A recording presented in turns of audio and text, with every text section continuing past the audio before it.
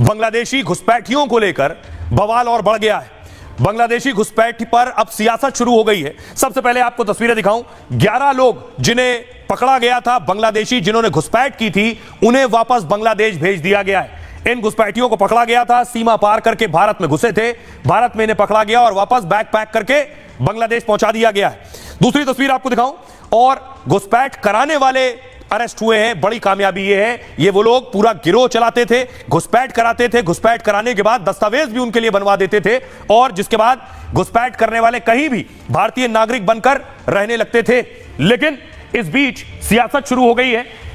मुख्यमंत्री पश्चिम बंगाल की ममता बनर्जी का कहना है कि आखिर घुसपैठ कैसे हो रही है, इसके लिए बंगाल को क्यों जिम्मेदार ठहराया जा रहा है। वो कह रही है, अगली तस्वीर दिखाऊं, वो कह रही है कि बीएसएफ बॉर्डर पर होती है। जब बीएसएफ बॉर्डर पर है और सुरक्षा कर रही है तो फिर बीएसएफ के मौजूदगी के बावजूद कैसे घुसपैठ हो रही है। अब घुसपैठ पर भी केंद्र बनाम राज्य की लड़ाई छिड़ गई है और बीएसएफ को ममता बनर्जी ने मोहरा बनाया।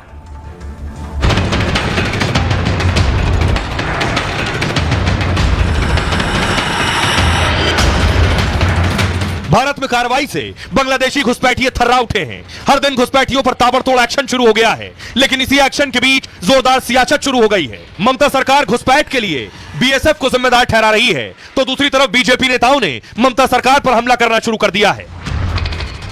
अब देखिए जरा ममता बनर्जी क्या कह रही है इस घुसपैठ पर।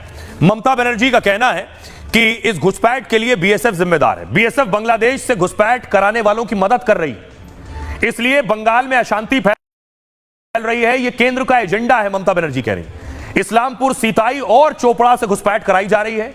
अगर बीएसएफ ऐसी गतिविधियों को बढ़ावा देना जारी रखती है तो फिर तृणमूल कांग्रेस उनके खिलाफ विरोध प्रदर्शन करेगी, ममता बनर्जी ये कह रही है। गिरिराज सिंह कह रहे हैं बंगाल सरकार ने शुरू में बांग्लादेशियों के लिए कालीन बिछाई थी और फिर अभिषेक बनर्जी ने बांग्लादेशियों के नाम पर राजनीति की। पश्चिम बंगाल बांग्लादेशी घुसपैठियों के लिए नर्सरी बन गया है। अब इन लोगों को पूरे देश से माफी मांगनी चाहिए। मनोज तिवारी कह रहे हैं घुसपैठियों का वोटर आधार बनवाने में ममता सरकार मदद करती है और वहां से वो दिल्ली भेजती है। इनका एक एक कतार खुल रहा है, एक एक तार। बीजेपी नेता हर मामले में टीएमसी को दोष देते हैं, अभिषेक बनर्जी कह रहे हैं, लेकिन बांग्लादेशी हिंदुओं पर मोदी सरकार बात नहीं करती है। अगर बीजेपी नेता बांग्लादेश में हिंदुओं के उत्पीड़न से चिंतित हैं तो मोदी सरकार को ठोस कदम उठाने के लिए क्यों नहीं कहते हैं। आइए सुनिए जरा क्या कुछ कह रही है ममता बनर्जी। बांग्लादेशियों पर राजनीति करें, पहले उनको माफी मांगनी चाहिए बंगाल से और पूरे देश से। ममता बनर्जी को जिस ढंग से रेड कारपेट बिछा करके बांग्लादेशियों को आने के लिए छूट दे दी। कुछ साल पहले, पिछले 1-1.5 साल पहले उन्होंने कहा कि मेरे रहते कोई बांग्लादेशी को निकाल नहीं सकता। बीएसएफ बांग्लादेश से घुसपैठियों को घुसा रही है। कई जगहों से घुसपैठ कराया जा रहा है। पुलिस वाले भी बीएसएफ वालों से मिले हैं। हमें अब जानकारी नहीं मिलती है वीजा लेकर कौन आ रहा है। गुंडों को, हथियारों को बीएसएफ घुसा रही है। ये केंद्र ब्लूप्रिंट है। वे यहाँ आकर हत्या करके चले जाते हैं। अगर केंद्र सरकार का ब्लूप्रिंट नहीं होता तो ऐसा नहीं होता, क्योंकि हम चाहते हैं कि वहाँ भी शांति बनी रहे और यहाँ भी बनी रहे। सर्वविदित सत्य है कि पश्चिम बंगाल की सरकार ने इलीगल घुसपैठियों की मदद की है।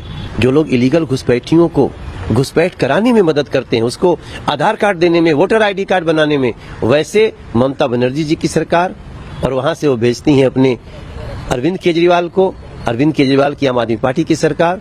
इन सब लोगों का एक एक तार खुल रहा है और दिल्ली की जनता हैरान है। और अब आपको बताऊं कैसे और कहां से होती है घुसपैठ। घुसपैठ के लिए रास्ता कौन सा है और कैसे ममता बनर्जी बीएसएफ पर आरोप लगा रही है।